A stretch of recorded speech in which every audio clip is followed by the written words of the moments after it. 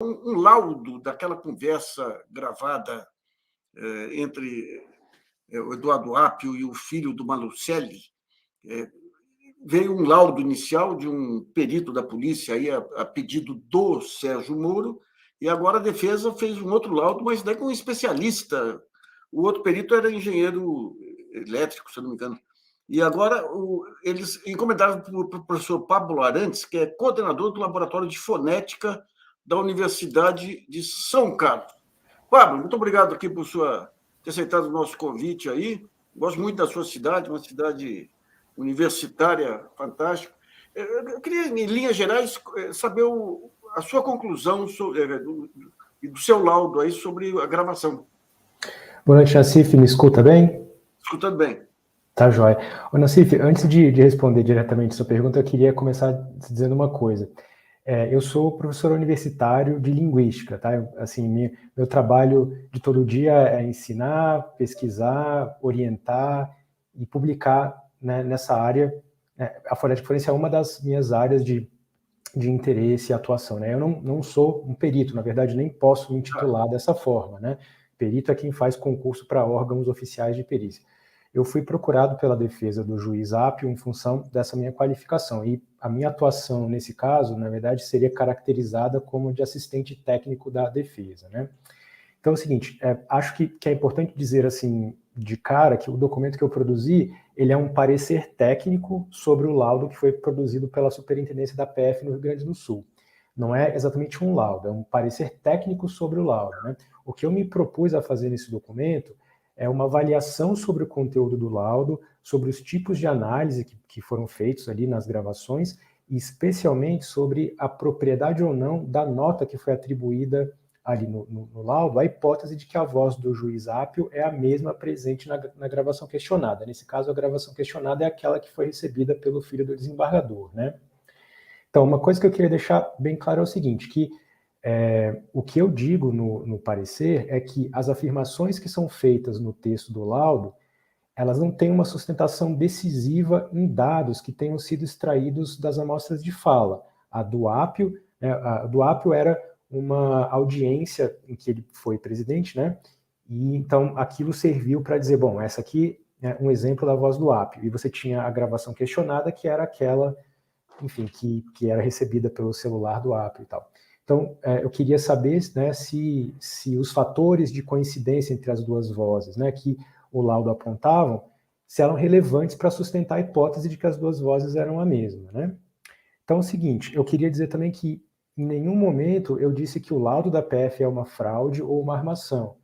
E também não fiz nenhuma ilação a respeito da intenção, de qualquer intenção que pudesse mover o perito que assina o laudo. Também eu não afirmei em nenhum momento, porque eu ouvi coisas assim, já que a gravação que foi recebida pelo filho do desembargador foi produzida por inteligência artificial ou deepfake de voz. Eu não disse. Também não quis descredibilizar de maneira nenhuma o trabalho de perícia em fala que a PF faz. Ao contrário, eu conheço pessoas que trabalham lá nesse setor e a minha opinião é que, como instituição, o trabalho que eles fazem, ele é sério.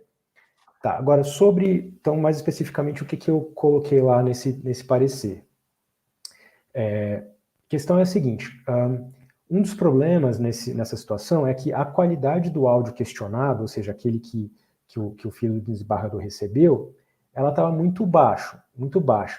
Então, porque assim, era uma gravação que já era uma gravação meio degradada, porque veio como uma ligação do Skype, e ela foi efetivamente capturada por alguém que estava filmando a uma certa distância. Então você pode imaginar quantos fatores de degradação tinha ali, né?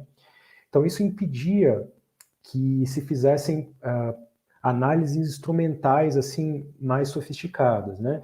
Então o laudo apresentava basicamente, que tinha um pouco a ver com o que a gente chama de curva melódica, né? E ela apontou para algumas semelhanças, mas o que eu argumento no parecer é que elas não são muito individualizadoras. Tá? Então, dada essa qualidade muito ruim da gravação questionada, o que um perito pode fazer nesse caso? Algumas afirmações a respeito de características da fala que podem ser percebidas pelo ouvido, sem necessariamente a ajuda de um instrumento. Então, o que o perito observou? por exemplo, coincidências no uso de palavras, por exemplo, que seriam típicas de variedades. Então, ele diz, por exemplo, mas também sem muita corroboração, que os dois eram falantes de alguma variedade linguística do sul do país. Mas o sul do país pega uma região bastante grande. Então, ele disse isso. Então, falou também que havia uso de palavras tipicamente usadas no sul nas duas falas. Mas, assim, você vê que não tem, se você examina a transcrição, principalmente da fala questionada, não tem nenhum gauchismo ali, não tem nenhuma palavra tipicamente usada no Paraná, né? Lembrando que o juiz Apio, ele nasceu no Rio Grande do Sul, morou por alguns anos em Porto Alegre, mas passou a maior parte da vida dele adulta, produtiva, no Paraná. Então também o que se pode chamar de sotaque dele não é um sotaque puro, digamos assim, né?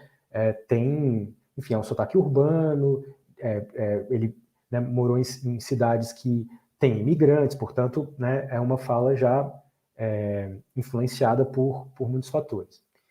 E ele também se apoiou no fato de que, na afirmação de que as duas vozes eram graves, de haver hesitações nas duas falas e também algumas irregularidades na produção da voz, o que a gente chama de vocal fry, né? E a questão é que, assim, bom, primeiro que o texto ele não apresentava dados tirados dessas duas amostras para corroborar essas observações, entendeu? Ele só dizia, olha, eu vejo isso, isso, isso, isso.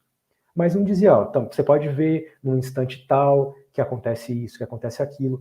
Então, sem essa corroboração pontual, né, provada ponto a ponto, fica difícil de você estabelecer quão individualizadoras eram essas características, né? Então, o que eu coloquei ali no meu parecer é que o máximo que dava para dizer é que essas coincidências que foram apontadas, elas podiam diminuir o universo de possíveis suspeitos. Então, assim, é um homem, né, com uma voz um pouco mais grave, da região sul. Era, digamos, o que dá para falar com uma segurança maior é isso.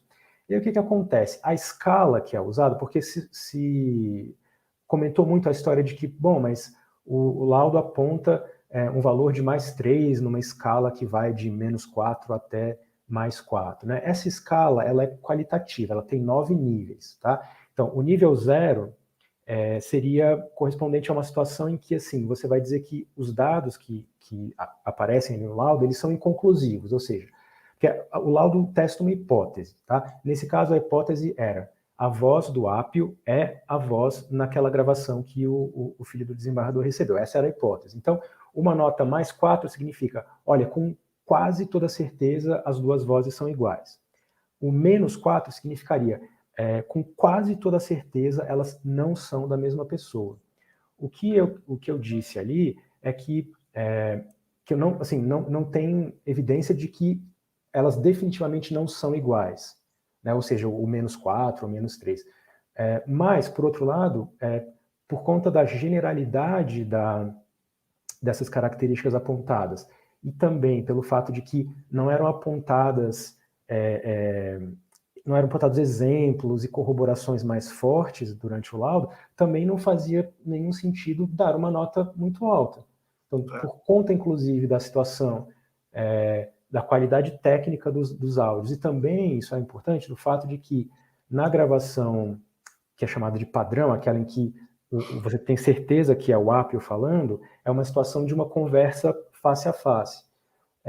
A gravação questionada é uma gravação telefônica. Então, isso é o que a gente chama de uma incongruência aí. Nesse caso, uma incongruência de estilo. E muita coisa muda por conta disso.